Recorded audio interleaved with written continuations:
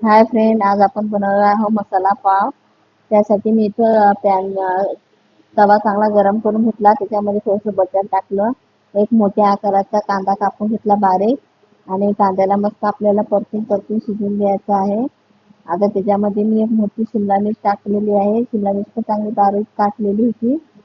आता शिमला मिर्च आणि कांदा होण्यासाठी आपल्याला त्याच्यामध्ये मी थोडंसं मीठ टाकते आणि कांदा आणि शिमला मिर्च आता आपल्याला झालेली आहे मस्तपैकी. आता त्याच्यामध्ये मी एक टोमॅटो टाकलेला आहे. आता हे पण मस्त एकजीव करून घेऊया.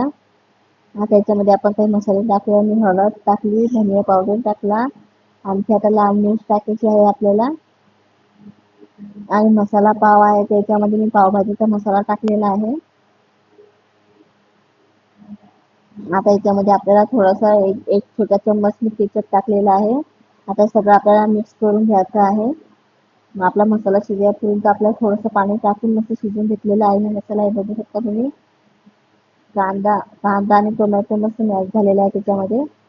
आता याच्यामध्ये मी 2 पाव घेतलेले आहे. ते मधातून पावाला कट मारून घेतलेली आहे आणि आपण जो आता मसाला केला होता तो मसाला आपल्याला पावामध्ये टाकायचा आहे. मसाला पाव करायचा आपल्याला तयार.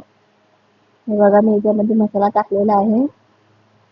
आता आपल्याला दोन्ही पावाला मस्त बटर लावून आपल्याला मस्त दोन्ही बाजूने आपल्याला मस्त शेकून घ्यायचे आहे आपले पाव. बघा बटर लावलेला आहे मी. आता मस्तपैकी शेकून घ्यायचे आहे आपल्याला दोन्ही पाव. हे बघा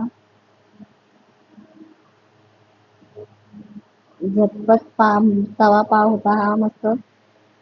काही जास्त टाइम वगैरे लागत नाही आणि टेस्ट पावभाजीसारखीच लागते याची पण.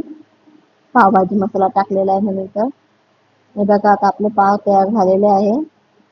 बघा मस्त दोन्ही बाजूने आपले पाव मस्त शेकून काढलेले आहे मी. आता प्लेटमध्ये आपण कांद्यासोबत सर्व करून दाखवले मी तुम्हाला.